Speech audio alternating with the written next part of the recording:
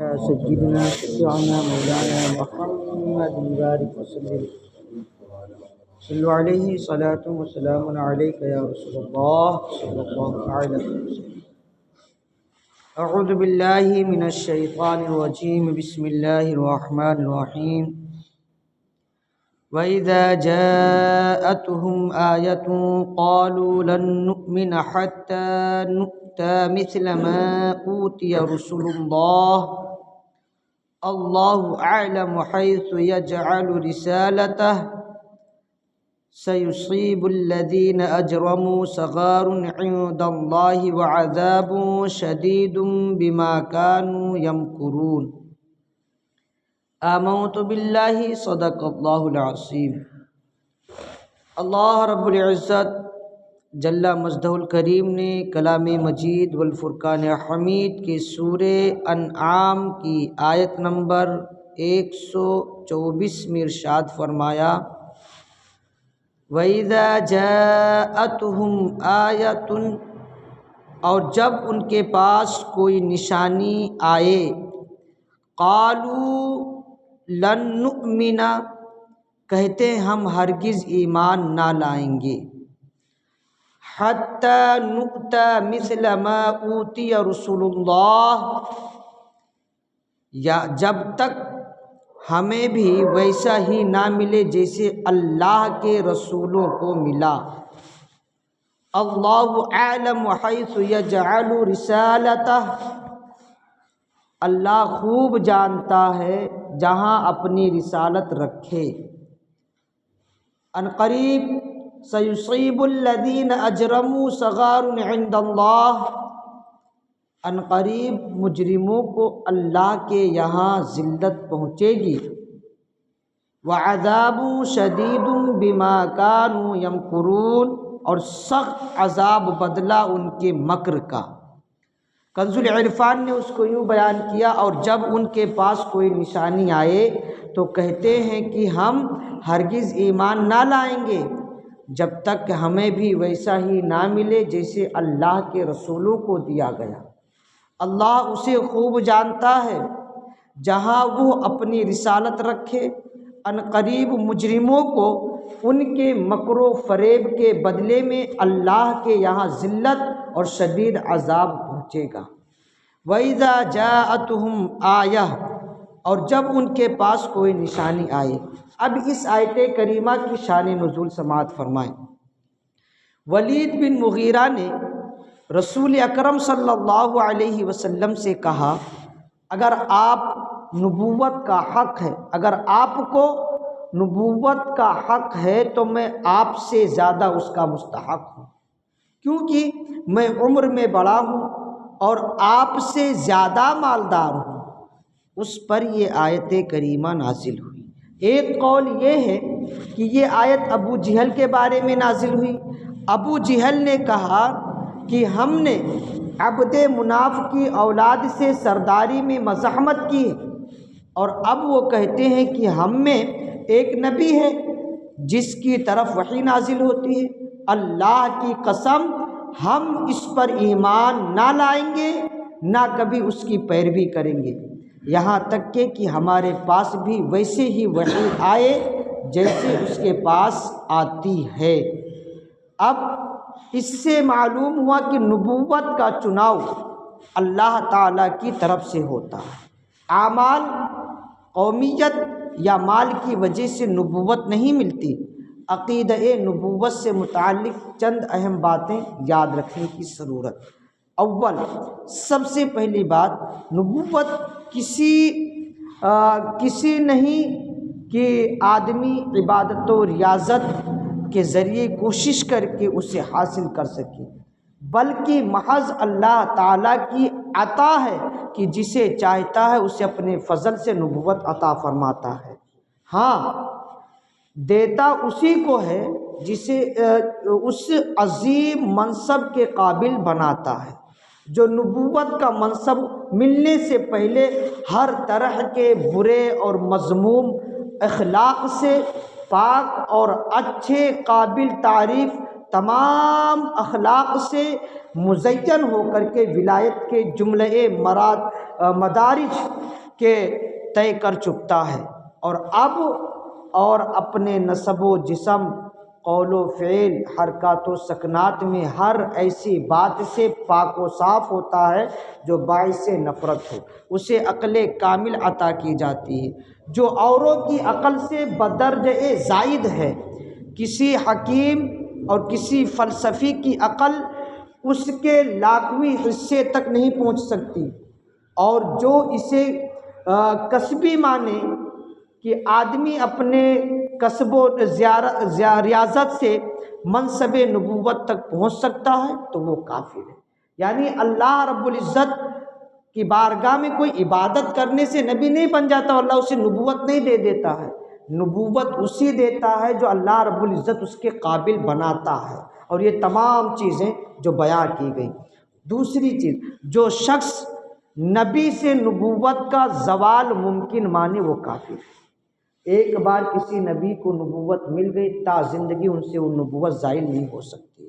اگر کوئی عقیدہ رکھے تو وہ کافر ہے، جیسے کہ بدعقیدوں کا یہ عقیدہ ہے۔ کہتے ہیں کہ آخری نبی ہم ان کو نبی پاک کو آخری نبی ہم مانتے ہیں، لیکن جیسے ماننا چاہیے ویسا نہیں مانتے۔ یہ کوئی ایسی صراط مستقیم کتاب کے اندر لکھی ہوئی، ان کی لکھی ہوئی، اس میں یہ بات رہتی۔ تیسری چیز، نبی کا معصوم ہونا ضروری ہے، اور یہ عصمت نبی اور فرشتے کا خاصہ ہے کہ نبی اور فرشتہ کے سوا کوئی معصوم نہیں۔ اب ہم بول دیتے نا چھوٹے بچوں کو یہ معصوم، نہیں بولنا چاہیے۔ فرشتے اور نبی کے سوا ہم کسی کو معصوم نہیں بول سکتے۔ اماموں کو انبیاء علیہم السلام کی طرح معصوم سمجھنا گمراہی و بددینی ہے۔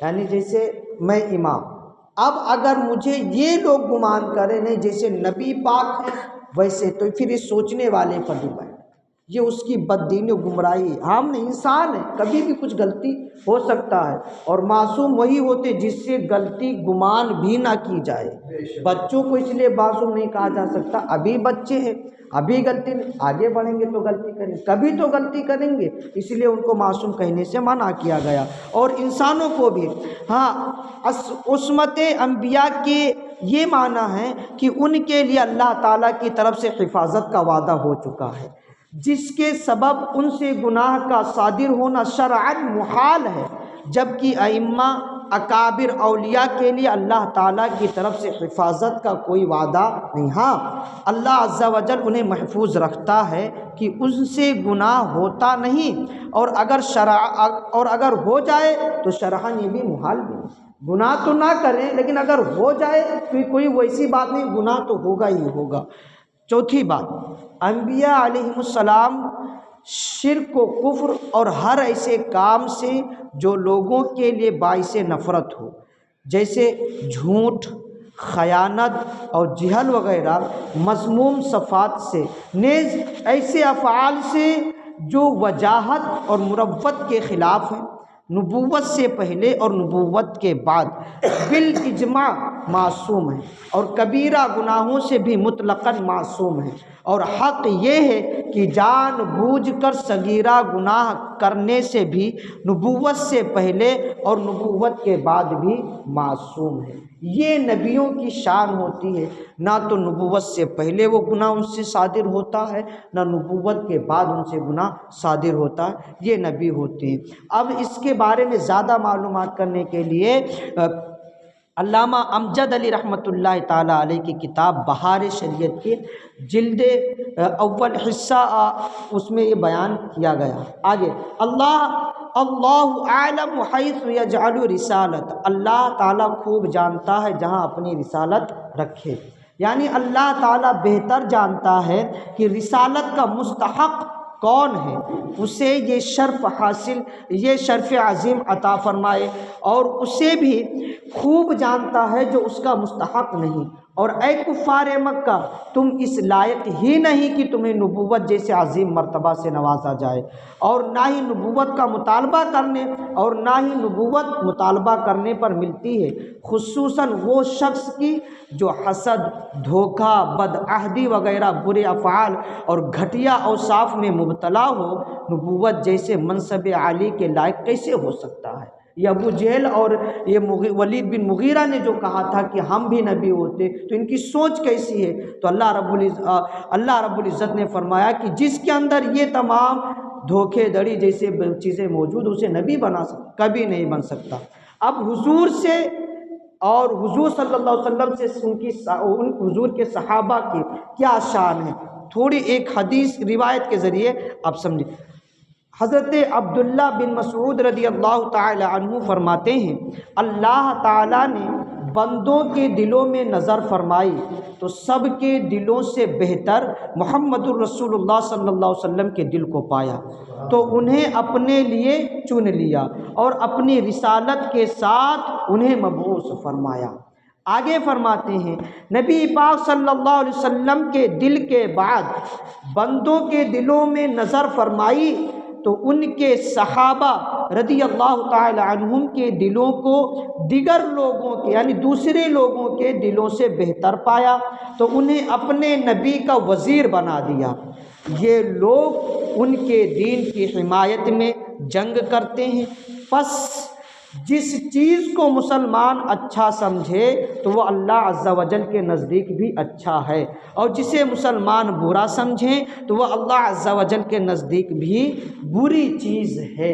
یعنی اللہ تبارک و تعالیٰ نے سارے لوگوں میں پورے نبیوں میں سب سے افضل اپنے نبی کو بنایا، اور ان سارے لوگوں میں اور نبی آئے ان سب سے اچھا بہترین حضور کے صحابہ کو بنایا۔ اب حضور کے صحابہ کے بعد اللہ رب العزت نے تمام مسلمانوں کو وہ فضیلت دی، تو ہم کو بھی حضور اور حضور کے صحابہ ہی کے نقش قدم پر چلنا ہے، انہوں نے جو کہہ دیا۔ اور اعلیٰ حضرت نے اسی کو فرمایا اہل سنت کا بیڑا پار ہے اصحاب حضور، یعنی ہم اہل سنت جو ہیں اللہ اور اس کے رسول اور حضور کے صحابہ کے نقش قدم پر، اہل سنت کا بیڑا پار ہے اصحاب حضور، نجم ہے اور ناؤ ہے عطرت رسول اللہ کی۔ اللہ رب العزت ہم سب کو کلام پاک کی باتوں کو سمجھنے کی توفیق عطا فرمائے، اس کی برکت سے مالا مال فرمائے۔ اللہ تعالی ہم سب کو دنیا اور آخرت میں حضور کا قرب عطا فرمائے۔